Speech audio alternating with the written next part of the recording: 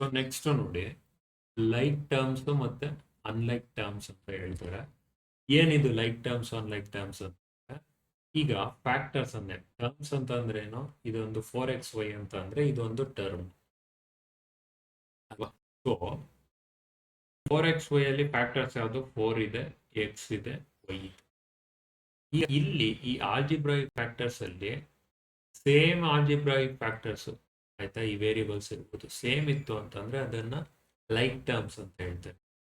5xy ಅಥವಾ 15xy. ಈಗ ಇವು ಏನಾದ್ವು ಲೈಕ್ ಟರ್ಮ್ಸ್ಗಳು. ಡಿಫ್ರೆಂಟ್ ಇತ್ತು ಅಂತಂದ್ರೆ, ಇವಾಗ ಇಲ್ಲಿ 4xy ಇತ್ತು, ಇಲ್ಲಿ 5x2, 6y2, 7xy. ಆಯ್ತಾ? ಸೊ ಇವೆಲ್ಲ ಏನಾಯ್ತು? ಡಿಫ್ರೆಂಟ್. ಇದು ಅನ್ಲೈಕ್ ಟರ್ಮ್ಸ್, ಇವು ಲೈಕ್ ಟರ್ಮ್ಸ್, ಇದು ಅನ್ಲೈಕ್ ಟರ್ಮ್ಸ್. ಈಗ ಇಲ್ಲಿ ನೀವು ತಿಳ್ಕೊಬೇಕಾಗಿರೋದೇನು ಅಂದ್ರೆ, ಮಲ್ಟಿಪ್ಲಿಕೇಶನ್ ಮಾಡಬೇಕಾದ್ರೆ ಆಲ್ಜಿಬ್ರಾಯಿಕ್ ಫ್ರಾಕ್ಷನ್ಸ್ ಏನಿರುತ್ತೆ, ಮಲ್ಟಿಪ್ಲಿಕೇಶನ್ ಮಾಡೋದಾದ್ರೆ ಏನಾಗುತ್ತೆ ನಿಮ್ಗೆ, ಯಾವ ಫ್ಯಾಕ್ಟರು, ಪವರ್ ಏನು, ಮತ್ತೊಂದು, ಅಥವಾ ಅದು ಲೈಕ್ ಟರ್ಮ್ ಅನ್ಲೈಕ್ ಟರ್ಮ್ ಅವೆಲ್ಲ ಅವಶ್ಯಕತೆ ಬೇಕಾಗಿಲ್ಲ. ಅಂದ್ರೆ ಇವಾಗ 4xy 4xy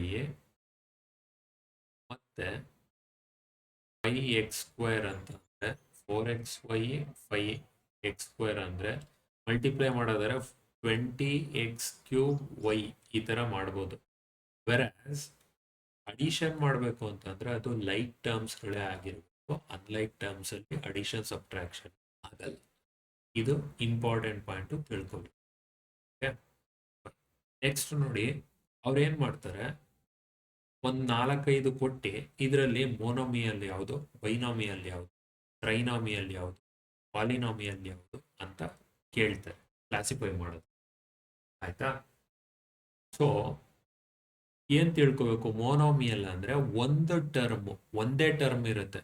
ಈಗ 7x ಅಂತ ಅಂದ್ರೆ 7 ಅನ್ನೋದು ಫ್ಯಾಕ್ಟ್ರು, ಎಕ್ಸ್ ಅನ್ನೋದು ಫ್ಯಾಕ್ಟ್ರು. ಇವೆರಡನ್ನು ಜಾಯಿನ್ ಮಾಡಿದಾಗ ಇದು ಒಂದು ಟರ್ಮ್ ಬಂತು.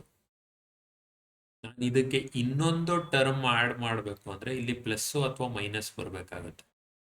ಪ್ಲಸ್ ಮೈನಸ್ ಬಂದಿದ ತಕ್ಷಣ ಇಲ್ಲಿ 4y ಅಥವಾ 2y ಆಯ್ತು ಅಂತಂದ್ರೆ ಇದು 2 ಆಗೋಗ್ಬಿಡುತ್ತೆ, 2 ಟರ್ಮ್ಸ್ ಆಗೋಗ್ಬಿಡುತ್ತೆ. ಮತ್ತೆ ಇನ್ನೊಂದೇನು, ಈ ವೇರಿಯಬಲ್ಸ್ ಡಿಫ್ರೆಂಟ್ ಇರಬೇಕು, ಅನ್ಲೈಕ್ ಟರ್ಮ್ಸ್ ಆಗಬೇಕು, ಅವಾಗ ಅದು 2 ಟರ್ಮ್ ಆಗುತ್ತೆ. ಅದೇನಾದ್ರೂ ಅವನು 7x ಅಂತ ಕೊಟ್ಟು ಪ್ಲಸ್ 2x ಅಂತ ಕೊಟ್ಟು, ಸರ್ ಇದು ಮೋನೋಮಿಯಲ್ ಅಲ್ವಾ ಅಂದ್ರೆ ತಪ್ಪು. ಇದು ಸಿಂಪ್ಲಿಫೈ ಮಾಡಿದ್ರೆ ಏನಾಗುತ್ತೆ, 9x ಆಗುತ್ತೆ. ಬಿಕಾಸ್ ಇದು ಲೈಕ್ ಟರ್ಮ್, ಇದು like term. 7x 2x 9x ಆಯ್ತು, ಇದು ಮೋನೋಮಿಯಲ್. ಆಯ್ತಾ? ಇದು ಮೋನೋಮಿಯಲ್ ಒಂದೇ term, binomial 2 term, plus or minus ಬರಬೇಕು. ಓಕೆ, ಇಲ್ಲಿ 3 ಟರ್ಮ್ ಅಲ್ಲಿ 3 ಪ್ಲಸ್ ಆರ್ ಮೈನಸ್ ಬರುತ್ತೆ. ಪಾಲಿನಾಮಿಯಲ್ ಅಂದ್ರೆ ನೋಡಿ, ಒಂದು ಅದಕ್ಕಿಂತ ಹೆಚ್ಚು ಯಾವುದೇ ಇದ್ರೂ ಅದನ್ನ ಪಾಲಿನಾಮಿಯಲ್ ಅಂತಾನೆ ಹೇಳ್ತೀವಿ. ಅರ್ಥ?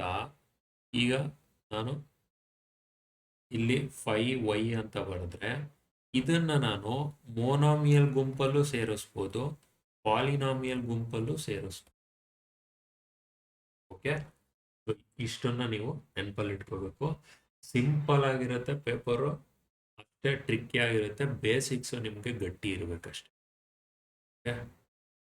ನೆಕ್ಸ್ಟ್ ನೋಡಿ, ಸಿಂಪ್ಲಿಫೈ ದ ಎಕ್ಸ್ಪ್ರೆಷನ್ ಅಂತ ಹೇಳ್ತಾ ಇದ್ದಾನೆ. ಒಂದು ಎಕ್ಸ್ಪ್ರೆಷನ್ ಕೊಟ್ಟು ಏನಂತ ಹೇಳ್ತಾನೆ, ಇದೊಂದು ಸಿಂಪ್ಲಿಫೈ ಮಾಡಿದ್ರೆ ಏನ್ ಬರುತ್ತೆ ಅಂತ ಹೇಳ್ತಾರೆ. 12m² minus 9m plus 5m minus 4m² minus 7m plus 10. Main ಇಲ್ಲೇನು,